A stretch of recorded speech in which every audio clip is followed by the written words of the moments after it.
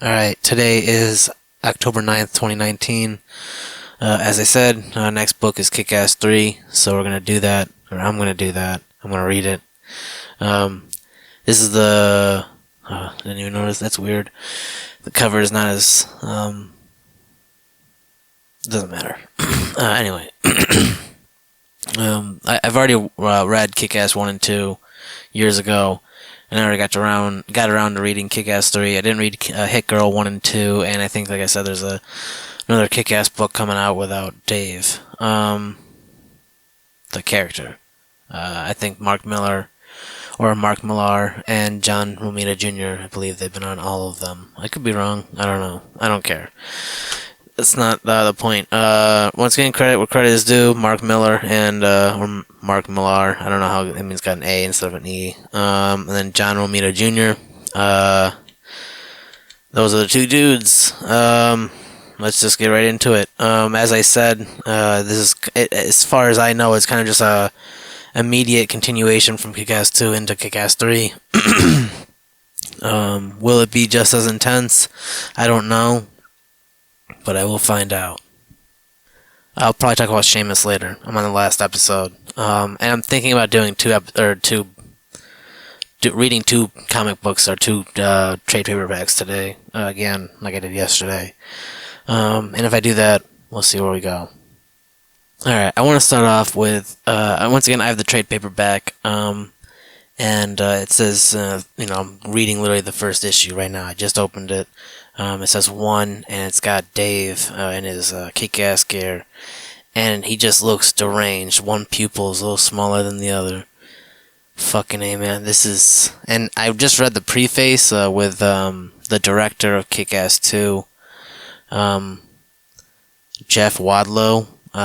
It's kind of funny, so he didn't even read the thing before even writing this because he didn't want it to end.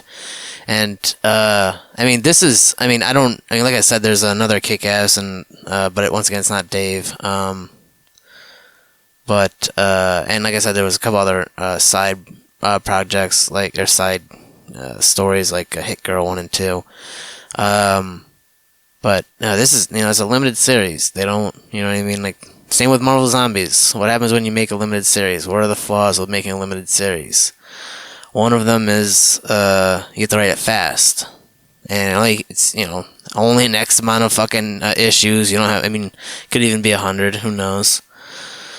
But what do you fill those fucking pages? How do you fill them? Excuse me. How do you fill those fucking pages? What do you put in them? And I'll say once again, rereading Kick-Ass 2, I still think it's better than Kick-Ass 1, but I do like Kick-Ass 1 once again is like Fable to me. Not Fables, not the comic book, my bad. But the video game on the Xbox, Microsoft, Fable. Specifically, I'd play the Lost Chapters because I'd have the bonus material. But it doesn't mean shit right now. Kick-Ass 2 is like... I mean, honestly, maybe Kick-Ass and Kick-Ass 2 would kind of be like Clerks 1 and 2. Clerks 2 definitely built upon what was already established. Same with Kick-Ass 2. But I can't say that Kick-Ass... I mean, I can't say I like Clerks 2 more than I like Clerks 1, and I can't say I like Clerks 1 more than I like Clerks 2. Whereas I can definitively say I like Clerks 2 more... Or Kick-Ass 2 more than I like Kick-Ass 1. But that's just because, I don't know, it just, once again, it was just, you had to set the foundation, and then you just kind of filled in the concrete. What's Kick-Ass 3 going to be like? The preface, apparently, once again, with the director, he was, I don't remember his name, once again, it was Jeff, I think. Yeah. He said that it was amazing, so we're going to see what happens. Honestly, so far... It's a nice start. It's got Hit Girl or Mindy. She's sent a letter to Dave, or sent this in case she's been killed or been busted. She left him like a bunch of money and a bunch of other things, but she's just trying to ask, like, can you please break me out of jail or bust me out of jail? So we're gonna see what the fuck's gonna happen soon. Fucking, I don't know, man. The last thing it says, P.S. Spend any of that money on comic books, and I will nail your goddamn testicles to the floor. Fucking hilarious, man. I will say definitely the artwork is a lot cleaner. It's like really, really clean. I mean, John Romita Jr. I mean, it's not like he hasn't been fucking drawing before. Like he's never drawn before. I mean, he's just. I don't know. Maybe I'm not sure who the color. Maybe the coloring is a little different. The colors might be different. Let me see if. Hold on one second. Colorist Dean White with Michael Kelleher. I'll have to actually read the other ones to see if they're all the same coloring, because the coloring actually, I really like this coloring. It really works with John's art. Oh my god, dude! Once again, this is ramping up, dude. I don't know. I'm getting a little excited. It's fucking hilarious, dude. Marty, not Todd, just because based on their costume. Marty says, Jesus, I can't believe I didn't tell you guys this, but I had this really weird dream last night that we all got arrested in here and end up in prison ourselves. Yo, we're gonna see what happens, man. Dude, they have like fucking comedy in this. It's almost similar to like King of the Hill. Man, it's funny as fuck. I don't want to give it away, honestly. Like I'm trying not to spoil this. It's just, dude, this is funny as fucks. I mean, once again, we'll see what happens, man. I really don't want to hype this shit. Dude, this is some real, like, it's real shit, but it's sad at the same time. As I thought, just some dialogue. But if I'm being honest with myself, I guess I've messed up Dave Lazuski so bad, screwed up my real life to such an extent, I kinda need Kick-Ass more than ever these days. I mean, they're now totally doing a bunch of, like, stuff that comic book, I guess are tropes, I think is the right word. And making how lame it would actually be in real life. And how, how it's not really that, I would say, mature. I mean, I believe the bartender is Dave's dad's, like, ex-girlfriend, and I don't know, she's just like, Christ, I really, really hate those fucking kids. She didn't say fucking, but, I mean, just kind of, just all I wanted to say is she said kids, and it's very, childlike to do what they're doing right now. Grappling down a wall to get to a window. I mean, there's a giant crowd down, on the streets. So I mean, just once again, like, it's not the most, convenient thing. Like, it totally would draw a crowd, or at least cause people to go, what the fuck's going on? Issue 1 ends with a bunch of, thugs, I guess, pointing guns at Kick-Ass's head, as he turned a corner on the street. He's trying to get, all the affairs in order for the team. I guess, one of the superheroes, like, I don't even know how to even describe it. I mean, he probably lost his job, I guess. And now is living in the headquarters. So Dave's sick of that shit, so he's starting to, like, lay down some ground rules. But, like I said, within 8 hours, this happened. So, going into not chapter 2, but issue number 2. They're fucking robbing him. They expect that they're gonna get all this shit, and he puts up a fight. They kick his ass, and I guess someone in a car gets the thugs to run away, I guess. But Kick-Ass is on the ground, and the last panel I'm seeing is him holding on to a watch that's being taken from him. I don't know if this is some relatable notes, but Dave said, I was taught to go for the alpha male in the group because it puts the rest on the defensive. I don't know what happened back there. I guess I'm just tired. Dave met a girl. That was the person in the car, named Valerie. They kind of changed the perspective to Chris's mom, how she's got to deal with this insane child, I guess. Some thought bubbles of hers. On and on he whines, telling me how hard things are for him, how none of this was part of his plan. You think this was my plan? You think I grew you for 9 months and fed you my milk just to watch you become a figure of public hate? Your father only killed for business. You killed people for fun. It's fucking crazy. I can't leave New York until I've fulfilled my responsibilities and put you in the ground where you belong. Damn. I think... Yo. This is some fucking dark shit. Okay, so, as I said, his mom was going to go and assassinate her own son, kill Chris. She was walking to the hospital, literally had gun in hand, and was walking by security, and they did nothing about it. As she's walking to her son's room, the lieutenant from the last book, who was brothers with the colonel who was killed by Chris's men, the toxic mega cunts.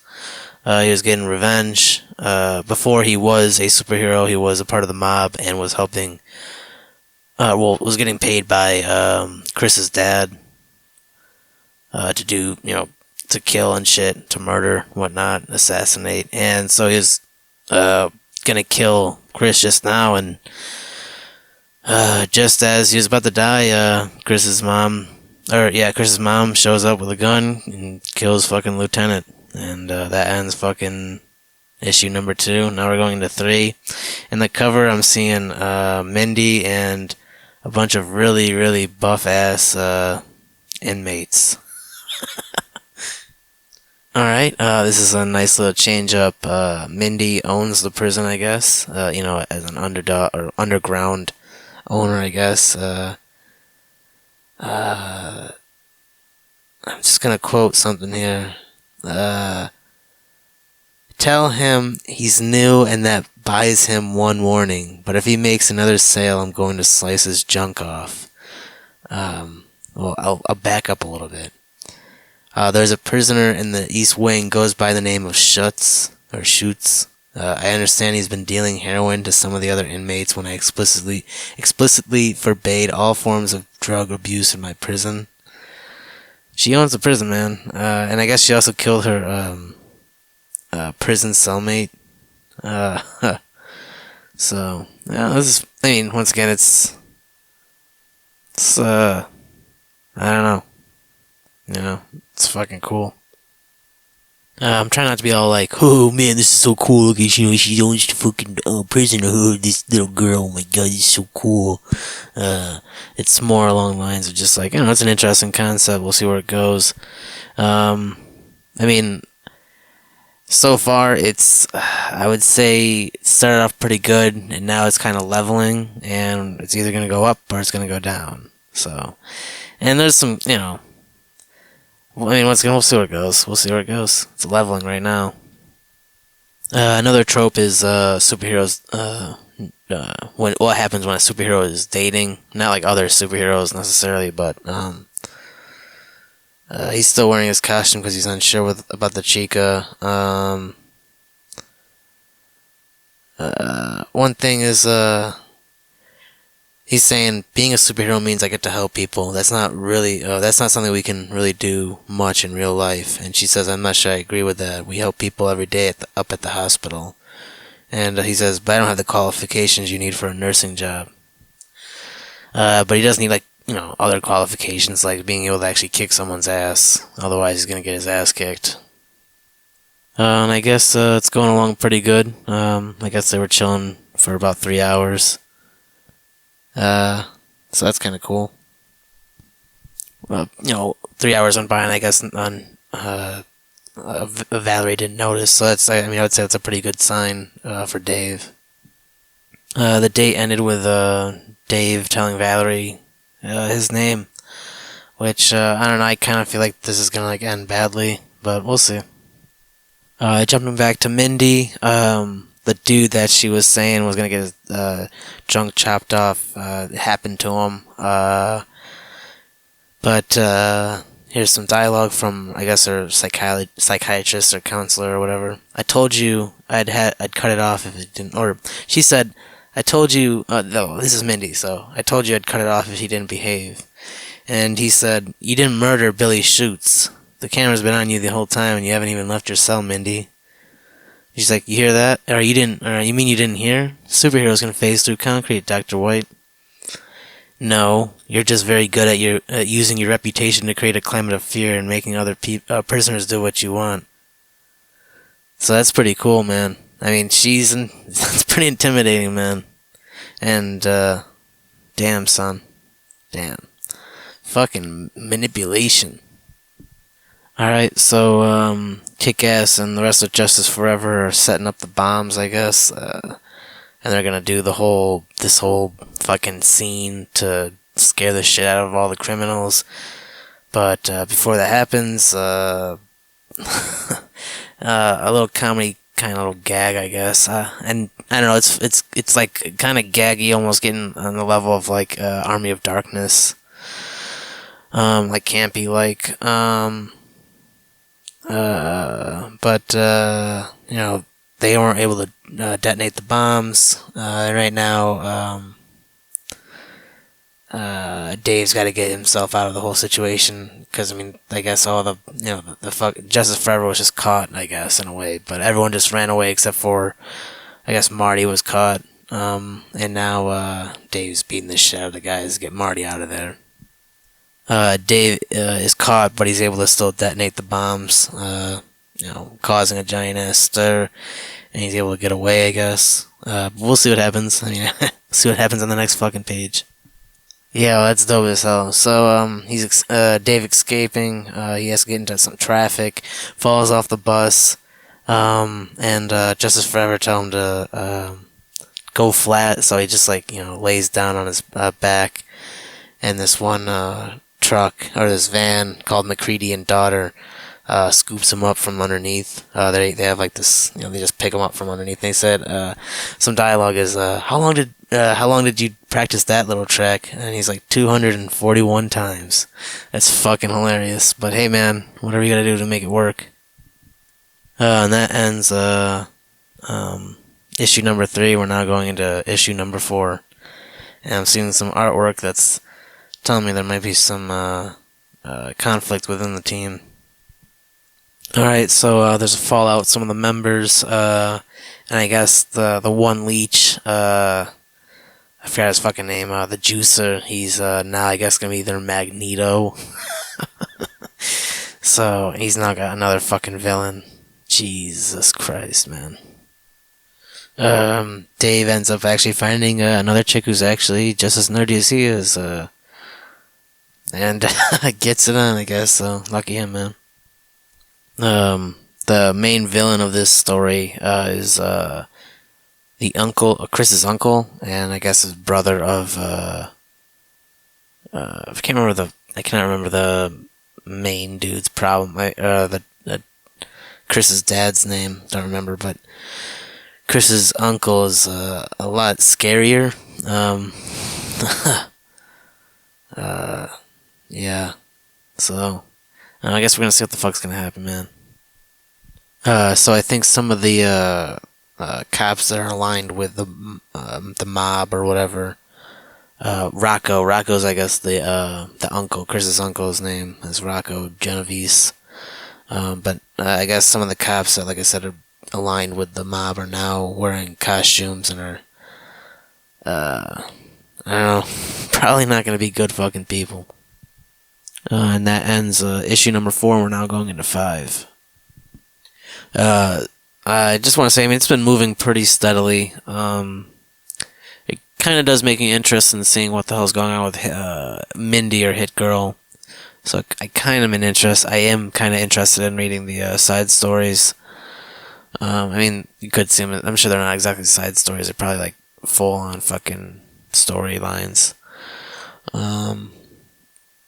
Still liking the art. The coloring's great. I mean, the first three panels for fucking issue number 5 are pretty beautiful. Just the rain and everything. Pretty cool.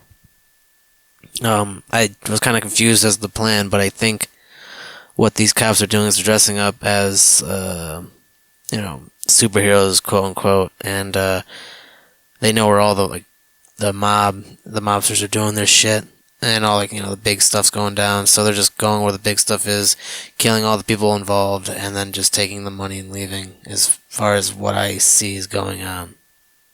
Which is pretty, I mean, this is intense, man. I mean, it's a different kind of intensity than Kick-Ass 2 so far.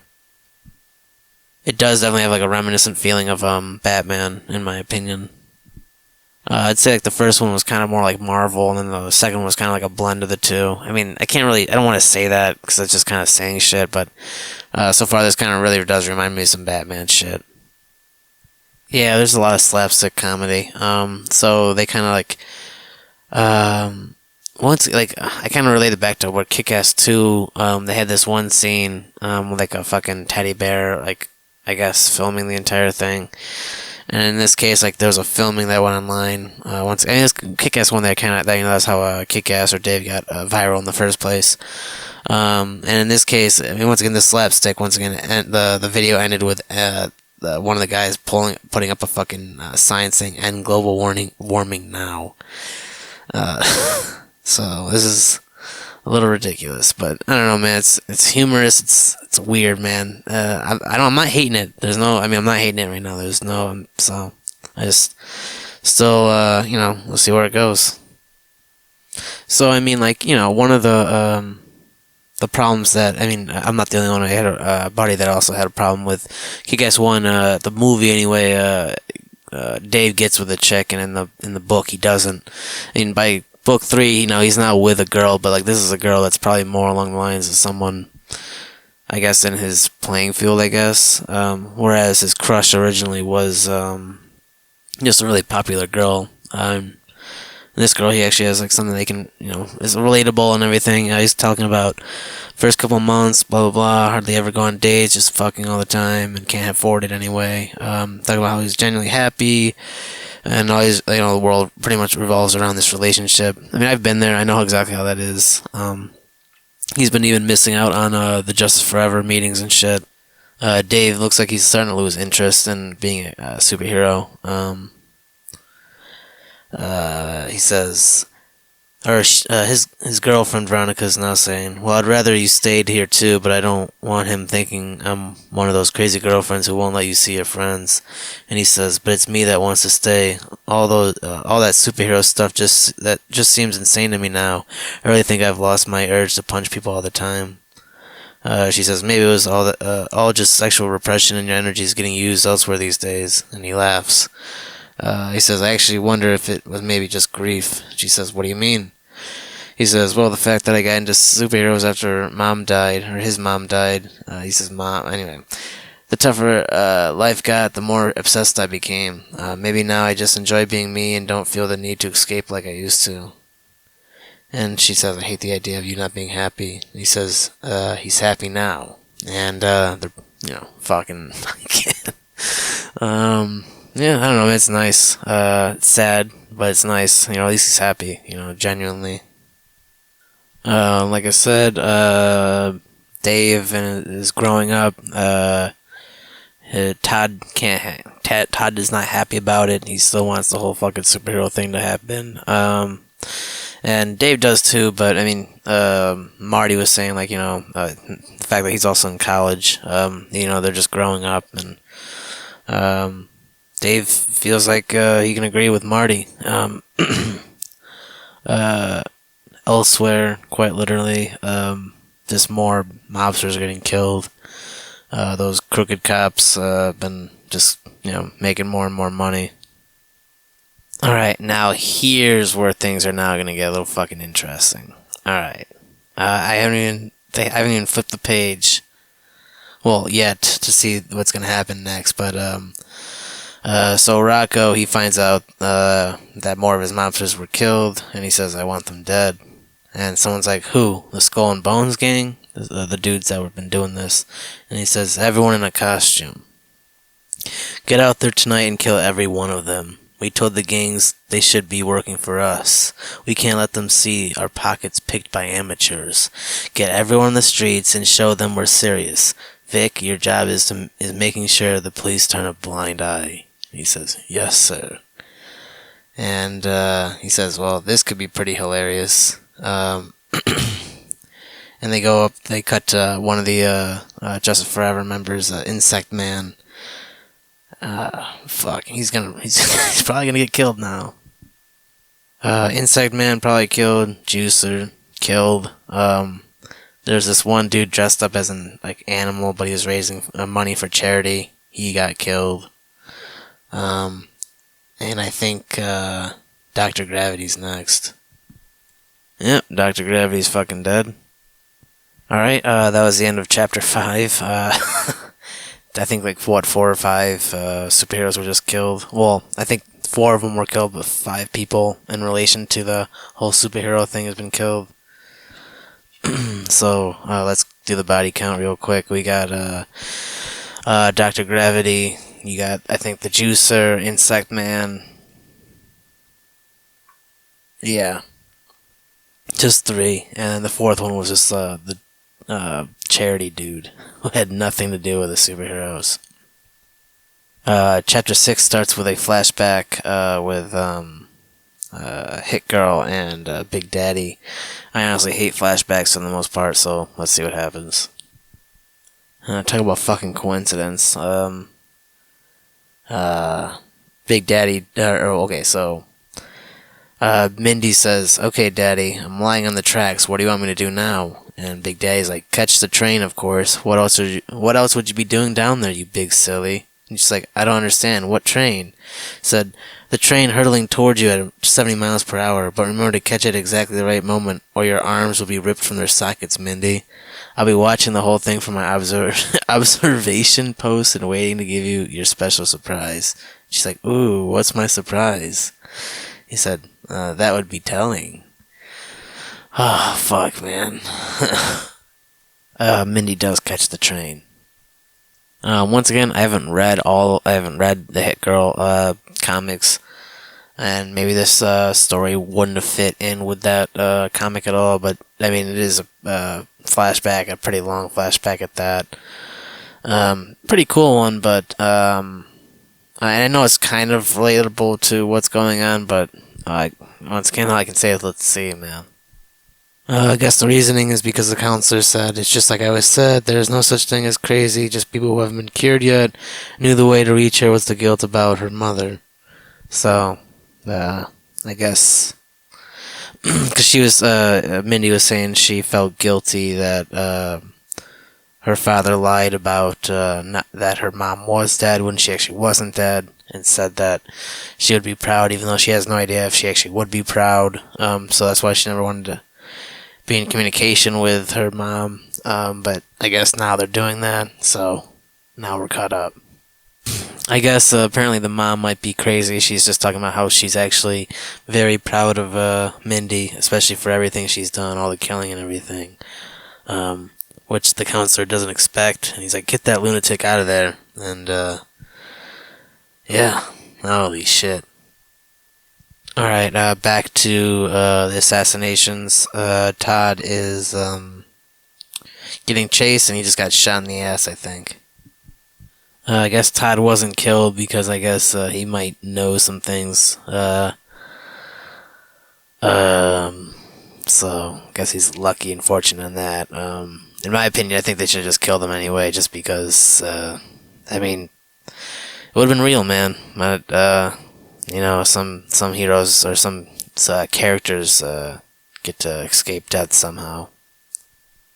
Moonbird, I believe, the one that would help drunk girls home, she was just killed, or apparently that's what they're showing on TV, I think.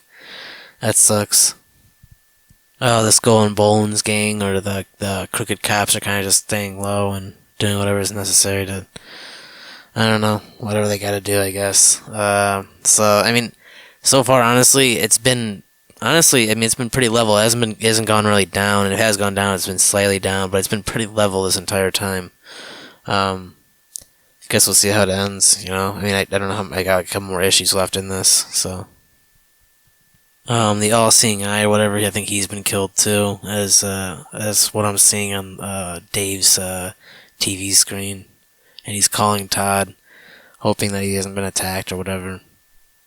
And I guess now he just took his girlfriend's car, left a note, but I guess we'll see what happens with that. That's not cool to do. He's using the car to find Todd, if I didn't say that already. Mindy's been just injected with some kind of tranquilizer or something. Yeah, I guess she's gonna be motor functions are a mess for the next 90 minutes. Yeah, she's fucked. Apparently, Rocco's asking one of the guys, how are the boys getting on out there? And the dude's like, I'm told they've wiped out 90% of all the superheroes in a little under 2 hours, sir. Christ. Like, I don't know. In my opinion, I feel like, clearly, just based on, intensity so far, I would say 2 is still pretty, way more intense. But, it's pretty intense that, all the superheroes are just getting killed off right now. But, it's just kind of, in the background, it's not even a big deal. But, it's not exactly a big deal pertaining to the story. It is pretty, destructive for sure. There's a lot of action going on, I guess. But, like I said, it's just been pretty level so far. The level's been pretty high. I went up, and it's been been just chilling up there. Aw, shit. It ends, issue 6 ends with, Chris with a gun, standing over, Mindy's, not unconscious. I think she just can't move. Paralyzed body, I guess. Tranquilized body. And, now we're going into issue 7, man. So, before I continue on, I just I just want to go over what's happened so far.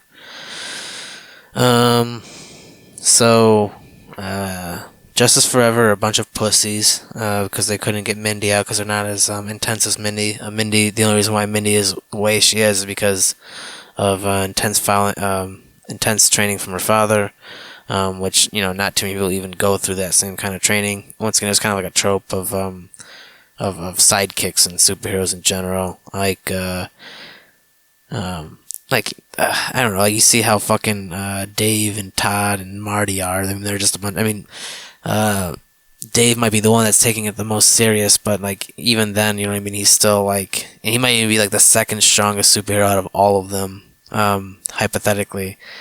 Maybe not, the Colonel and, Lieutenant were probably, up there because of all of their past, experience with the mob. Other than that, Mindy, and then obviously Big Daddy. But yeah, this is, it's as real as it gets, I guess, if you fuck with the mob's way bigger than you are. It runs deep. It's deep, there's deep roots. The mob's probably gonna fuck with you back. It's gonna get you back, and probably tenfold. And, once again, you're seeing all these, superheroes getting killed. Even the villains, I guess. I think all the villains are kind of gone by this point. It's just pretty much all the superheroes. But, now I guess apparently 90% of them are dead. But, yeah, I don't know, man. It was nice seeing Dave, give with a girl. So far, it's a nice little cleanup. It's how I feel about with Marvel Zombies 2, but not really. I feel like there's still some care, and it's not like there wasn't any care in Marvel Zombies 2, but this one, just like I said, kind of seems like a dance in the park, but dance in the park with care, I guess, during a sunset or something like that, there's still 2 more issues, so we'll see what happens.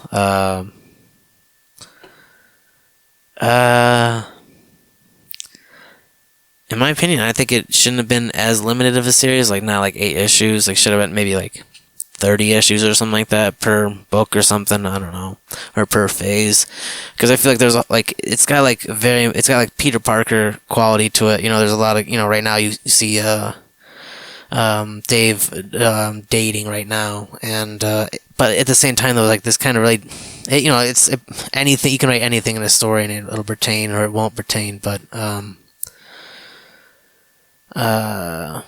yeah, I don't know, man. I'm not like dissing the dating part, which is I think it's kind of it's relevant, but like in a limited series, yeah, I don't know. I mean, it's once again how do you fill your pages, in my opinion, I feel like Kick-Ass 3 could have taken place like years later, but it doesn't matter. I mean, it's not like it's still not too late, and maybe there's a reason why the next Kick-Ass is not Dave. Either Dave put up his mantle or he's dead. And we're gonna find out. I mean, I literally don't. I have no idea myself. I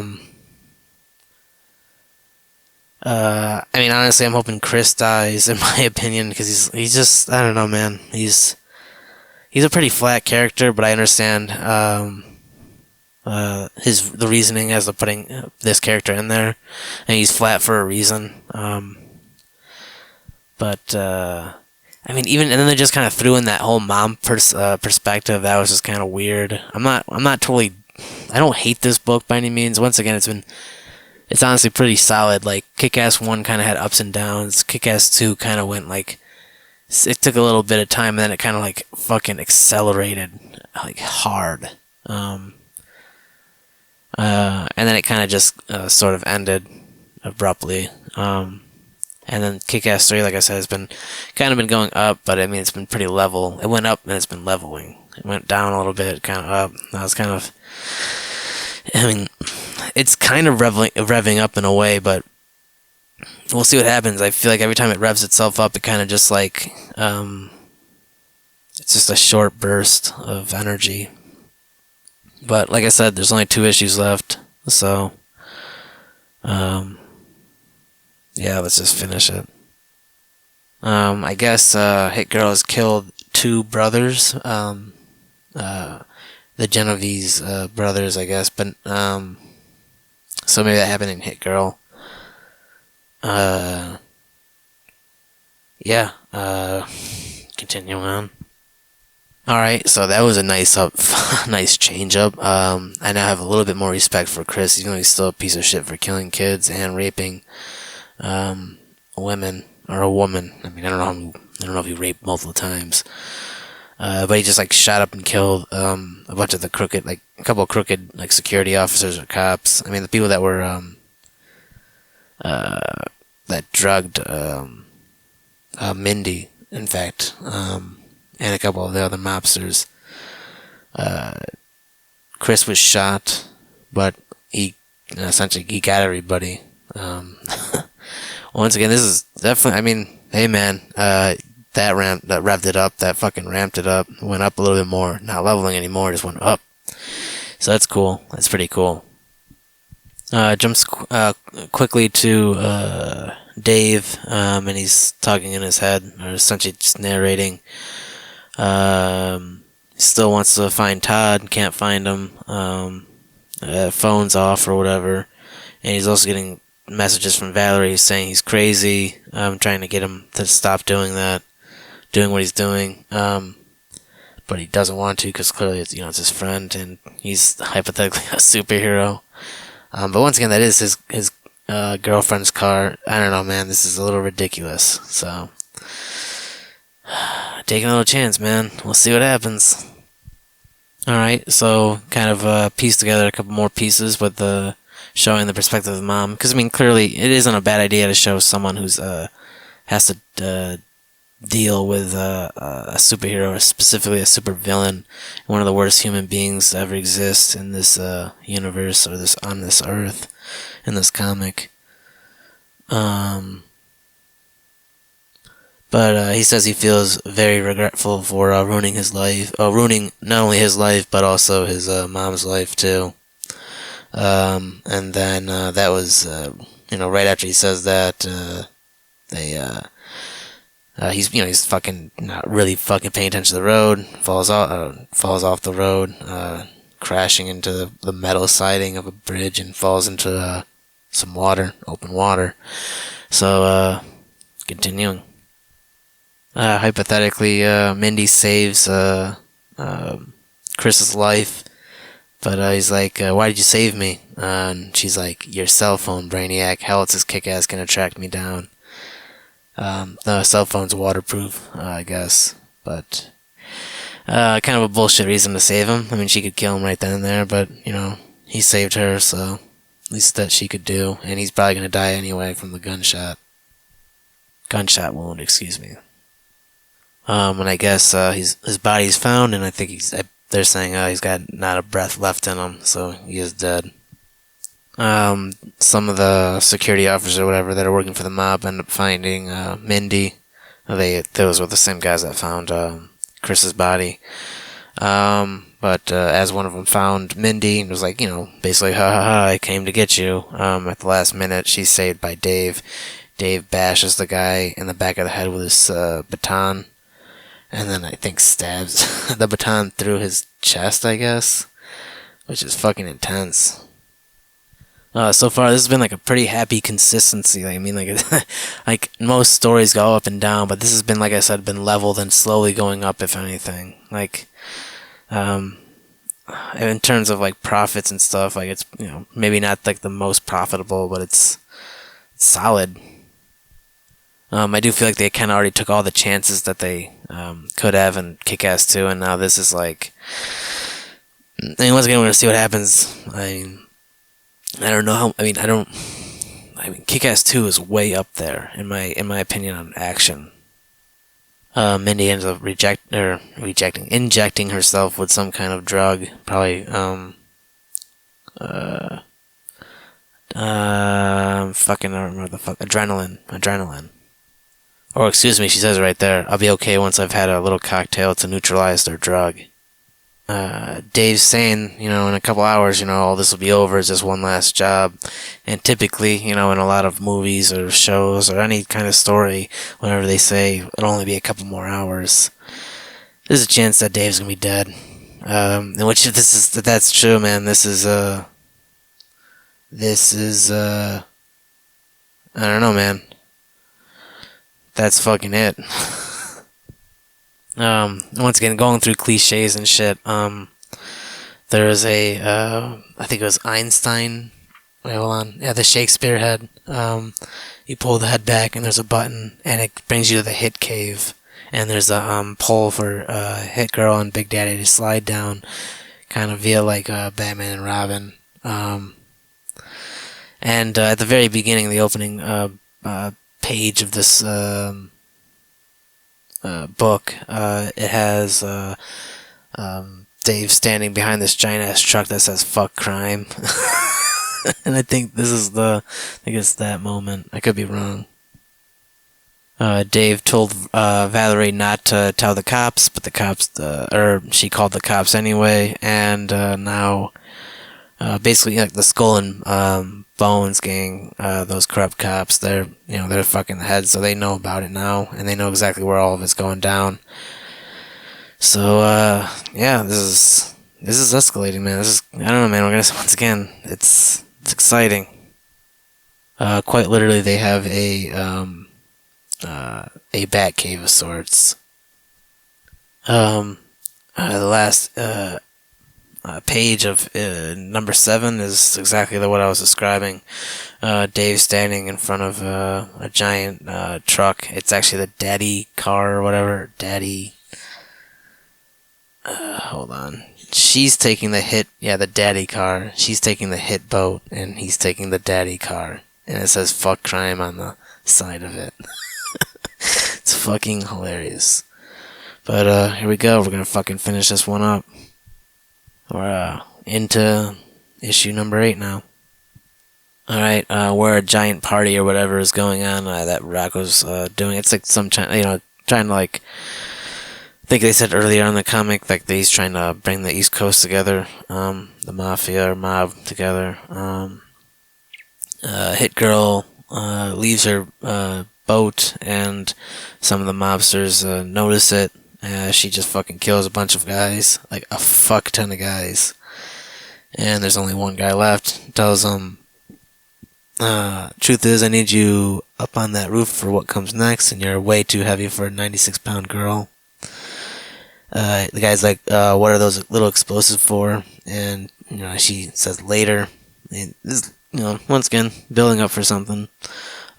Dave was thinking moments ago, he was like, why do I get such a bad feeling about this? Why do I think this is all going to end with me lying dead with a caved-in skull?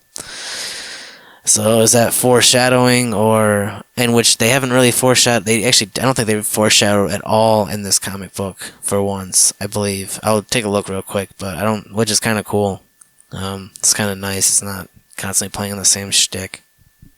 As far as I remember, they do not. So compared to Kick-Ass 1 and Kick-Ass 2, where they kind of like led you on to what happens at the end of it, like they didn't have to. I don't think. I don't think they did, and I don't think they have to, so. More slapstick comedy. Actually, we've got a problem with the chainsaw, Polly. I asked them for a gas-powered one, but they gave me an electric, and I don't think the cord will be long enough. So once again, just stupid little fucking things. And they kind of had it in the first, even in the first book, but this is like, it's kind of like, why the fuck not? Kick-Ass now has set up all the a bunch of detonators all over the wall like he wanted to do originally, but hopefully it'll work out this time. I mean, he did actually get to blow up the wall the first time, but hopefully he'll get to actually do what he wanted to do originally this time around.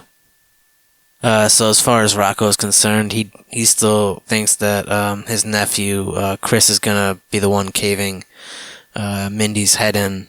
And he also thinks that Mindy's also been drugged and will be brought over. But she's standing right on top of the roof, looking down, and there's a glass window, I guess, in the roof, and that's where she's looking. She chucks that one dude that she kept alive through the glass window on the roof. He lands on top of the coffin that's meant for Mindy, and he's strapped with a bomb on him. 5 seconds left, and it's about to go off. It explodes. There's a bunch of gas in the area. I think she just gassed the room. And she's got a knife and a assault rifle or some kind of assault gun, machine gun. You know what I mean? They jump over, or they jump from panel from where Mindy is, and they jump over to where Dave is trying to save Todd, and while Todd's getting his ass kicked, Dave detonates the wall, and mostly gets stops the fucking shit that's happening to Todd, but we'll see what happens. Dave says some kind of fucking monologue. It might be literally taken from Batman Year Zero or whatever. Ladies and gentlemen, or Year One, I don't remember. Ladies and gentlemen, you have eaten well. You have feasted on New York's wealth and spirit, but your feast is nearly over. From this moment on, none of you are safe. And he starts smashing shit around him. They keep jump cutting from Mindy shooting people down to Dave looking for the dudes that were fucking up Todd. I guess the gas is some kind of hallucinogen called phenethylamine, which I guess she said only released it to make things scarier. The gas is just for fun. It's the bullets you should be scared of. Todd's screaming for Dave, who's being choked out by this dude. Use the chainsaw. Use the goddamn chainsaw. And I already flipped the page, but I'm flipping it now, and he just chainsawed the top of the guy's fucking head right off. But not horizontally, but vertically. So the last person that's left, they're going back to Mindy, and she's got the fucking ice pick, the golden ice pick in her hand. She's standing over Rocco. Dude, that fucking not a full page. I think it's 1 page spread of Mindy smashing the ice pick into the dude's fucking forehead, Rocco's forehead. That's an intense scene. We'll see what happens though. I hope. I mean, once again, you want it to be a happy ending, but we'll see. There actually are more mobsters, and now they got Dave on the ground. They got him. They got his arms. Mindy's been found by those cops. They're probably fucked, both of them. They're jump cutting now from Mindy being, talking to Gigante, I guess is the cop's name. My last name. But jumping from Mindy to Kick-Ass getting his ass kicked. And then back to Mindy and Gigante talking. Oh shit. My fucking pen just fell. Gigante just said, you actually did me a favor here tonight. You killing all the East Coast bosses means there's a great big vacancy out there, and I'm more than happy to fill it. Maybe think about that when you're bleeding on the ground. I put you in jail, I ended your career, and now I'm going to live like a goddamn king. What a cunt. This is Dave thinking. There's some narration.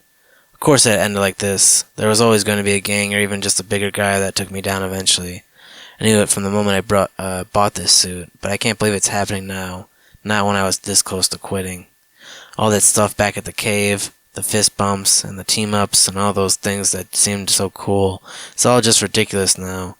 As I cracked my teeth with kick after kick, I cursed the fucking comic books that brought me here to this. What a waste of a life. What a waste of a childhood. Wishing I was Spider-Man instead of me. Making Iron Man's armor out of colored paper. Secretly wearing Batman's suit under my fucking school clothes. All this knowledge in my head. All this useless, pointless superhero information. Why did my parents encourage this bullshit? What did the comics ever do except bring me here to this stupid place and put me in an early grave?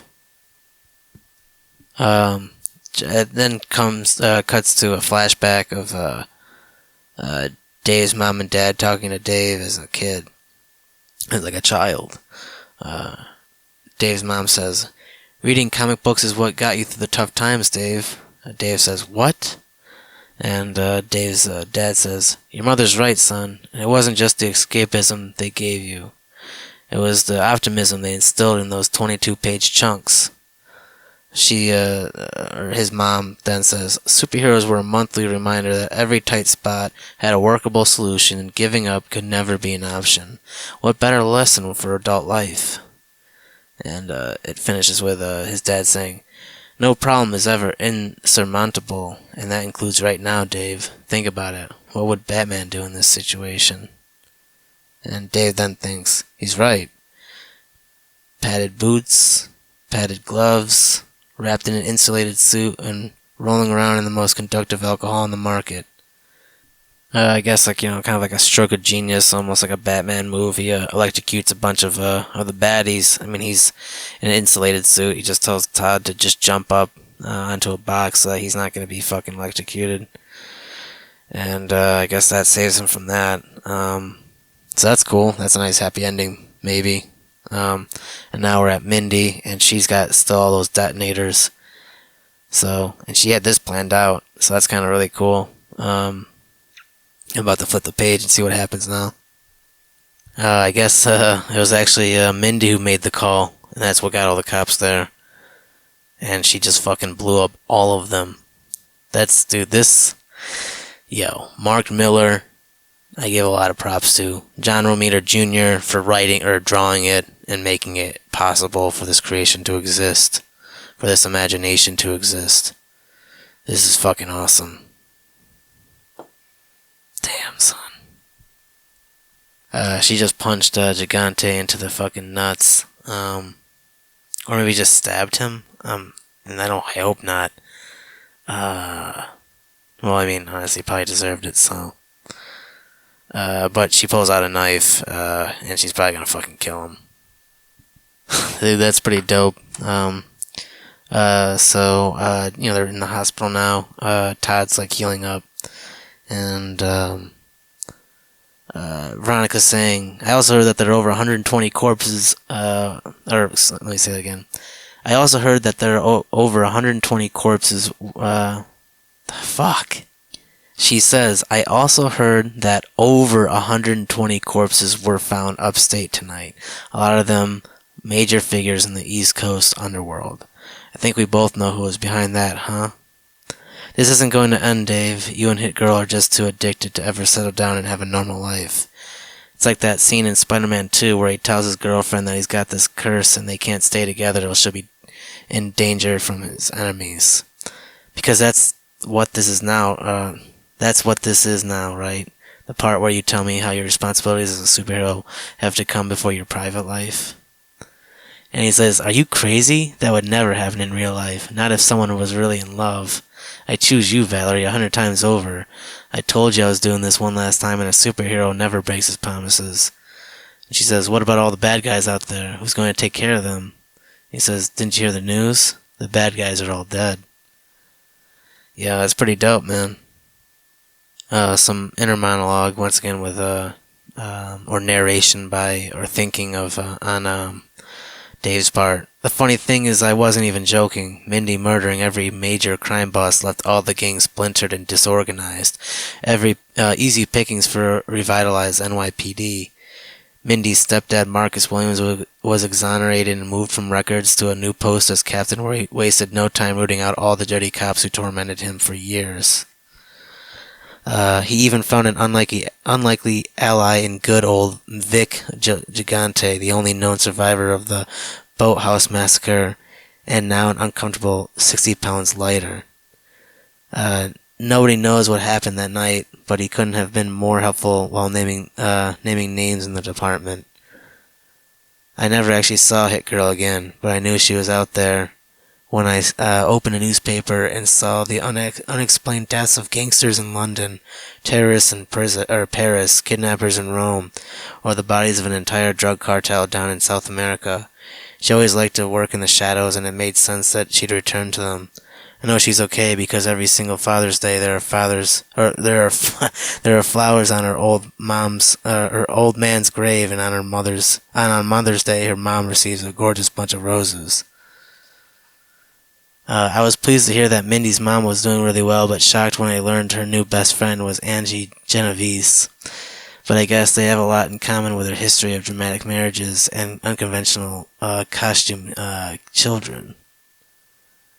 I got a full-time job and it got serious with Valerie, moving into her apartment and playing the happy couple. I felt bad leaving Todd because there was no way he could afford our old place on his own. But that's when I remembered about a pretty awesome set of keys I was looking after. I'm told it's a big hit with all his online mature singles. But I don't want you thinking I've lost my sense of adventure. My time as Kick-Ass was so completely awesome that I could never do a job that didn't make a difference now. Reading Batman didn't inspire me to become a millionaire. The moral for me was always helping others, and I wanted a career that would reflect that somehow. So when Marcus needed fresh recruits for his new, cleaned-up police department, I was first in line to volunteer. Being a cop means I'm still out there every night, serving and protecting New York City. I just swapped one uniform for another. That's pretty fucking sentimental and beautiful, man. And don't think I've given up on superheroes either. I'm down at the comic store every Wednesday and always there on opening day when a new movie hits the cinemas. I just feel my part is over for the moment. Turns out Kick-Ass rescued me, just like superheroes are supposed to. Everything has stepped up a gear and a new kind of hero is showing up to defeat them. I fucked up. Besides, I'm not sure how well I'd do against these new kinds of threats that have shown up lately, like those guys breaking the sound barrier, or that lunatic killing cops in Japan, or even this wave of celebrity kidnappings that's been happening all around the world.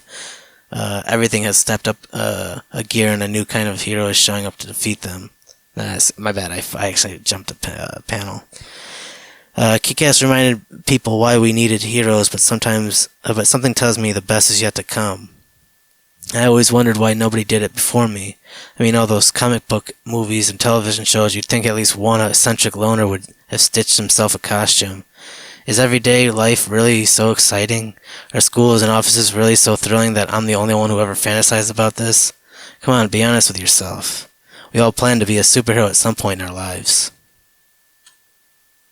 I will definitely say that the Kick-Ass trilogy is one for the books or whatever. I the ending was it was nice. It wasn't totally lame. I mean, like I said, I wish they could have potentially done a couple more issues, but when you make something limited, you know what I mean, can you fit in everything without it being too fast? And I felt like it was pretty evenly paced the entire time. Ends with very nice happy ending. I would highly recommend it. I haven't touched in a way, I guess. Kind of want to read the after part with Mark Millar and John Romita Jr. have their own wording, so I'm going to read that. But this is it's pretty much all she wrote. Apparently, he said these last pages have been in my head since 2006, and I think it came out. He said it's been 8 years, so I think 2014, I guess, is when apparently. Hold on, let me just.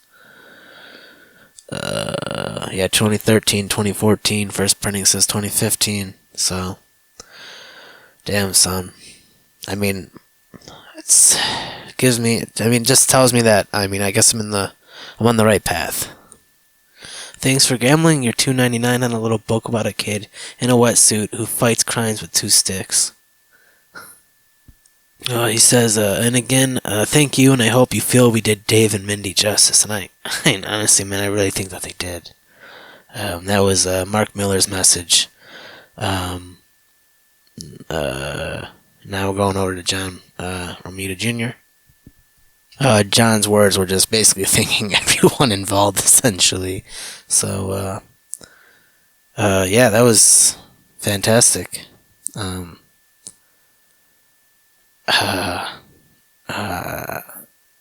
GRMBL, GRMBLS. Take care. Social media, that's Instagram and Twitter. Oh, man. We'll see what I do next.